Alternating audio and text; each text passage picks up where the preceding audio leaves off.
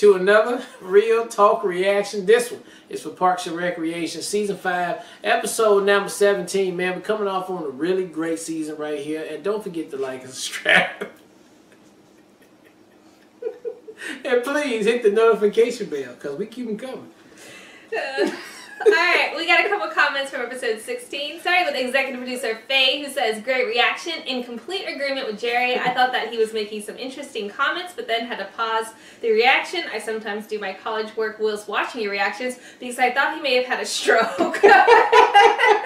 But he just doesn't know how to continue on conversations, which, as you said, is both funny and sad. After 5.7 seconds, he can't talk no more. I always had problems with both John Ralphio and Mona Lisa watching this show because they are such trashy people, but then I just learned that they are characters you love to hate and you love how much you hate them. I wonder if this Anne and Chris thing is working towards them getting back together, but it doesn't seem like that right now. I think it's actually been such a long time since I've seen this show, I forgot what happened with this particular plot, but hopefully it brings out more good to it than problems. I like the idea of co-parenting. Doing it as friends, having a kid would really work out for their types of character. Yeah. Alright, get them something to do, for sure. Executive producer Jojo says that karaoke moment is too real because facts, all women love that song. Love the April and Anne stuff. I'd forgotten how many good laughs are in this one. Even Jason Schwartzman's character had some good lines, Finding Nemo, but I have a documentary about the Japanese whaling industry. It's called Tears of My Soul. Tears. It's very distressing, and yes, Mona Lisa and John Ralphio are twins. Jean Ralphio are twins. In real life? I mean, I'm assuming in the show. In the show. Okay, I was saying, they related. Executive producer Kate says, the Sapper signs a family for the ages. Looking forward to Henry Winkler. Executive producer Lisette says, April and Anne were adorable in this episode. Also, Mona Lisa is a nightmare, and I'm pretty sure she will murder Tom in his sleep if she doesn't get what she wants. Yeah. But my highlights were Ron and Leslie's scenes. They were hilarious throughout this episode, and I also love the cameo from Brandy Too Big to Nail. I don't know why, but I have a feeling that's not the last time we see her in action. Also, Chris deciding to have a baby with Anne is surprising, but I guess we will see how they handle all the challenges going forward, and I can't wait for the next one. Yeah. Del Guy says, Morris, the guy who kept telling everyone they could easily get everything online, is a Pawnee resident we've met before, arguing with Donna about tweeting spoilers from the 25-year-old movies, and will again. He's played by Joe Mandy, a writer for most of the Mike Schur shows. He also provided the voice of Todd the Lava Demon on The Good Place, and had a pretty big reoccurring role on Modern Family. Okay. Mona Lisa is, if anything, even worse than her brother. I totally agree. Totally worse. Yikes. But I'm always delighted to see Brandy Bax again. She's so sincerely happy to tell everyone how much alike she and Leslie are. Yeah. And Leslie keeps having to grit her teeth so as not to lash out. I fucking love their dynamic. It is too funny to me. Like, Leslie looks like she's about to lose her ever-loving mind, but she's still trying to be graceful and respectful. And she ain't got no problem. It is so funny. Eric Johnson comes through to say, on most sitcoms, the Anne-April karaoke moment would have just been Anne and April, and it would have been both a heartfelt and funny moment, and that would have been it. On Parks, Donna pops into the room halfway through, and it becomes both a heartfelt and utterly hilarious moment. Parks can do that because Donna has been developed well enough in the background of the show that we already know she would absolutely join in if she heard two co-workers singing time after time. Yeah, that makes sense. Not necessarily among the best overall episodes for me. Mona Lisa is, to put it gently, not my favorite character, but that one moment is sheer television perfection. Yeah. Alright, and I actually copied another comment from executive producer Melanie, who commented on the episode before this, but it didn't make the cutoff before we actually reacted, so I thought it would be nice to... But it made it now. Yes, I thought it would be nice to feature because it's an interesting perspective. So, executive producer Melanie says, I'm a biologist and would like to add perspective to Anne's baby decision. Okay. In season 5, Rashida Jones was 36 and her character Anne hadn't really had much luck in relationships, but she is interested in having bio kids. 36 isn't old, but people I know who want bio kids start freezing their eggs in their late 20s, early 30s, independent of if they are in a relationship, because there's more viable eggs at that age than later. At 36, if you haven't frozen your eggs, which wasn't as common in 2012, you have to be realistic that even if you do get in a relationship, it will likely be a couple of years before having kids with a partner. I agree that it does feel a little out of nowhere, but I think we've all had those realizations like, what the fuck am I doing with my life? And that's what's going on with Anne. She's a nurse and the public relations director of the Department of Health, so she's financially independent, and without the turmoil of past relationships, she's emotionally stable. So she can viably have a bio and take care of them. Although personally, I do think it's weird to get someone you know sperm. Yeah, I mean, you could totally do one of the banks or whatever. You will never not know that person. Yeah, you will never meet them ever again. I thought that was a great comment, so I appreciate the perspective and wanted to make sure that got featured too. So let's jump into episode 17. Right. I just wouldn't take it from somebody I know at work. I see every day. Yeah, I see. And then I see my son and those bitches getting real weird. Where y'all went this weekend? Y'all went over there? Just let them know this here. You said tell him pop up. Tell him pop up. Say what it do. This is Swanson? He stepped out. Can I take a message? Sure. Tell him you just want a free dinner from St. Elmo's Steakhouse. Oh my god, you just got served. Swanson. You've just been Been served. served. Right. Have a nice day. Right. I already know you. But I respect the effort.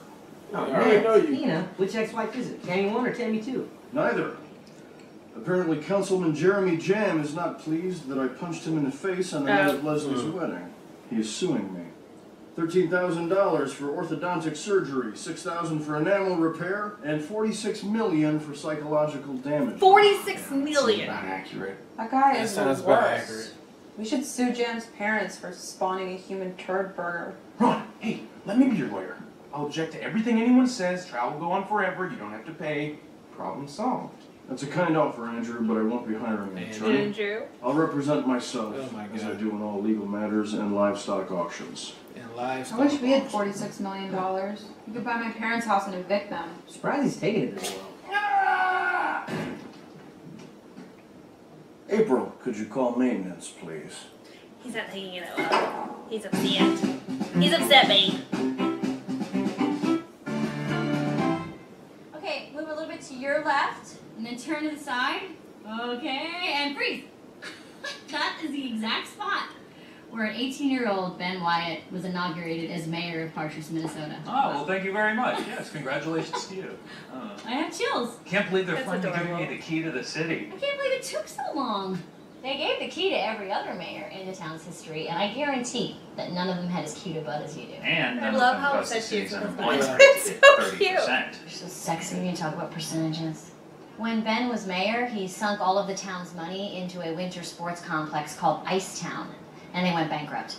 Now they've invited him back as a gesture of goodwill, and he'll finally get some closure on this miserable chapter in his life.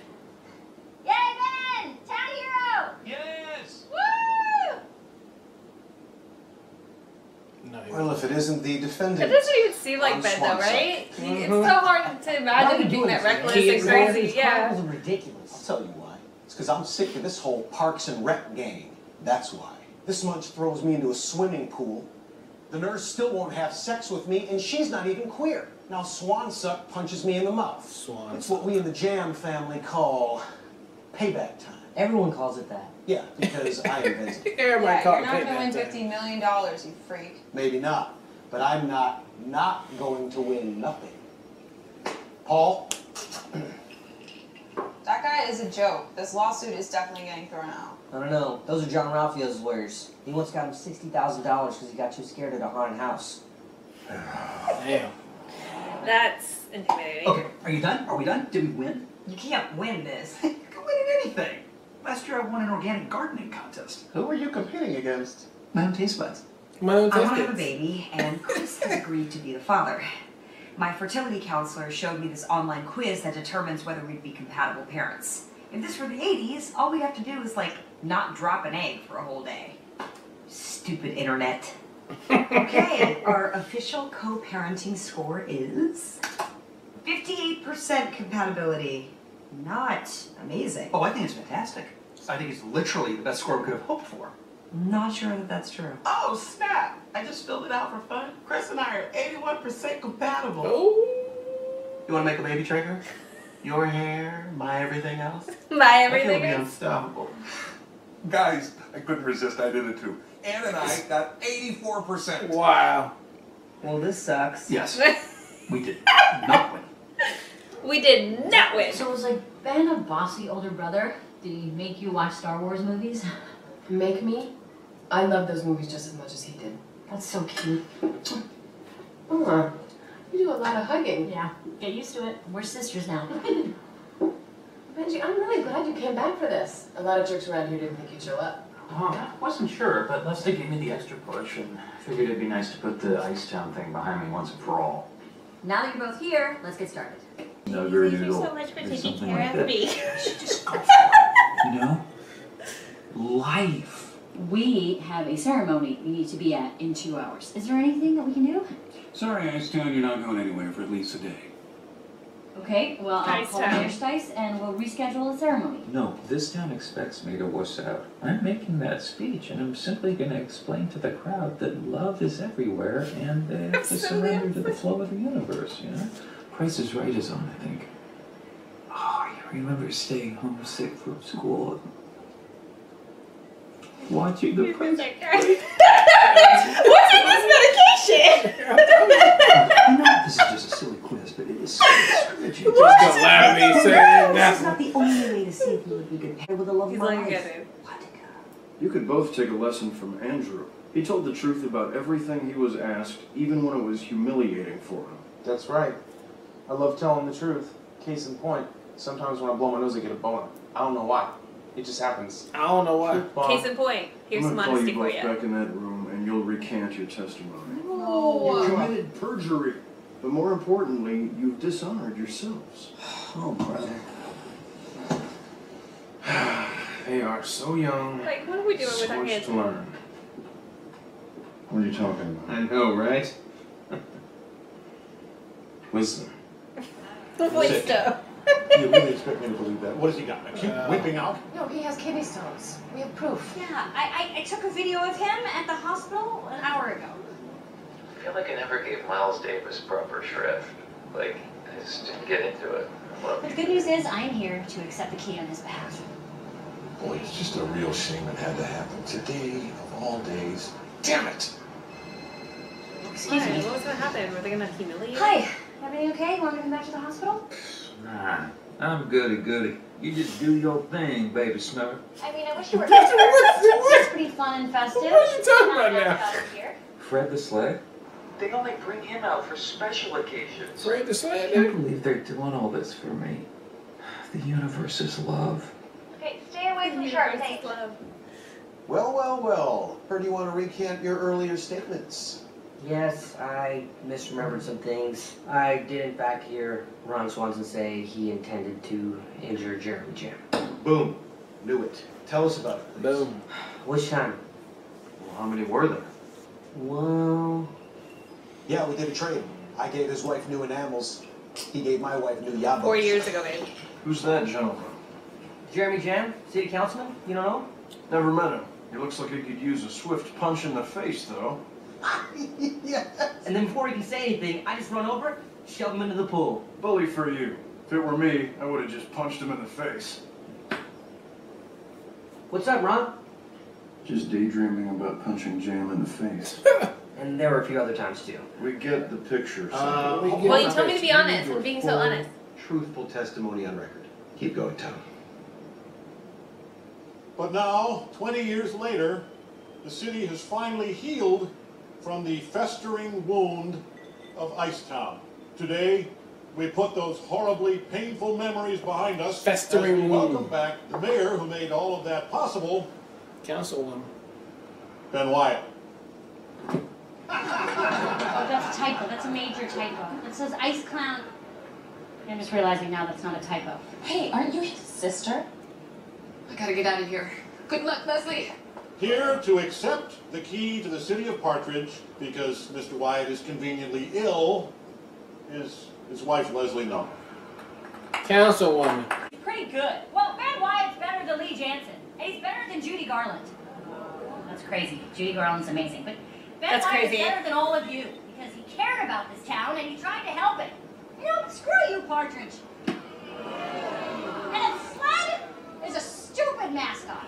Well, you got a donkey, a baby horse, right? Like Thank you, Ms. Ludgate. It is now quite clear that on innumerable occasions, Ron Swanson said he intended to punch Councilman Jam in the face, and then he did. Yeah, but who cares? He says a lot of things. He's always talking about overthrowing the government, but he never does that. Well, that'll make a nice pull quote for the article about me taking you to the cleaners. Mr. Swanson, if you'd like to make a statement, you may. On the night I punched Councilman Jam in the face, I warned him several times to back off, and instead he attacked me twice. Truthfully, I barely registered his attack. He's incredibly frail and his arms are weak. When I punched him, he dropped so quickly I thought he was diving towards the ground. I regret nothing. I thought he was diving towards the ground. He's This turned out better than I ever imagined. You got jammed by your own team. Self-jam. I'll see you in court, Swanson, and bring your checkbook. I would like to punch you in the face again. Okay, Paul, let's go. I'm glad you're feeling better. Well, The judge's gonna be like, you normal get out here with this conversation bullshit. with me while you can. You're wasting the court's 20 minutes time. before I get all loopy again. Let me see the key. Oh, they took it back. They wanted to get it engraved. Huh. You know, the key is just a metaphor. I mean, the real key is Tell that nigga inside shit. you all They along. tried to do you up here. It was a setup, wasn't it? They were gonna make fun of me. Yeah. Yes. Icetown was a debacle. They'll never get over it. Don't know why I got my hopes up. It's so unfair. You worked so What was hard. you trying You've to done do so Icetown, many great though? things. And for your hometown to treat you this way is just... You know what? Screw this. We're going to make one more stop before we leave. Tuck in your shirt. We're going to City Hall. So, Dr. Van Dyne, we took the compatibility test that you recommended, and we didn't do amazing. But I'm sure that happens with a lot of couples, right? Well, it's not like we failed. We got a 58%, which, as I'm saying, it sounds very clearly like we failed. Look, there are many ways to judge compatibility. Okay, you know what? Let's do a little exercise. I'm going to say something about your future child, and then you just say the first thing that pops into your mind, okay? Gender, girl. Boy. Okay, religion. Whatever Buddhist, he wants. Whatever. But I found a new quiz, and I think we should take it. Are you sure? Everything we do makes it seem like it's a bad idea for us to have a kid together. Maybe we shouldn't even be friends. Take a look. Will you love our child and work hard to see that he or she has a good life? You see, I think that's the only question that matters. Aww. The rest of it is details. Yes. The answer is yes. I said the exact same thing. We are 100% on the same page. Are you sure about this? You are caring, intelligent, and reliable. And I am certain that you will literally be the world's best mom. Wow. This is really happening. That'll be... You know there's nothing in there yet, right? Yes, sorry. Yes. I was with Johnny Cougar Mellencamp at that music fest. We both thought biggest yabos we've ever seen in any... What the hell? That was important. Game's over, Councilman. Drop the suit. And why exactly would I do that? We took a look at your affidavit. We cross-referenced it with telephone records and eyewitness accounts, and we found 11 lies. Lying under oath is called perjury, and they should know they did it yesterday. Well, I mean, maybe Yes, we did. I accidentally said something that wasn't... Let me see that. Ow! My wrist! You twisted my arm like a maniac! Oh no! You monster! Ow! I got two witnesses You to say assaulted it. me, and I'm injured! Oh my God, Tom, are you okay? All right, you know what? I see what you're doing. I barely touched you. That's not what I saw. My face! Is my face still there? What happened to my knees? Someone please tell me if Tom is okay. Jim, I'm gonna sue you! He's really concerned. Okay. Hey, listen. Keep your mouth shut about the affidavit. I'll drop the suit, okay? Hurry, Tom. Let's get you into surgery. Yeah. Yeah, it's me. We got jammed. We get jammed. And in Chris' situation where, you know, how that was going to be, it looks like they are going to go through with it. And even though they're not compatible, at the end of the day, are you going to not let the baby die? Are you going to feed it? Are you going to let it grow up to be Are you going to love it? That's Are you the going to big love part. it? Babe's like, all you got to do is not let it die, feed it, make sure it grows up. What are you doing, Father of the Year? And that's basically what they came to, an agreement. And you know what? that's really the answers that you got right there.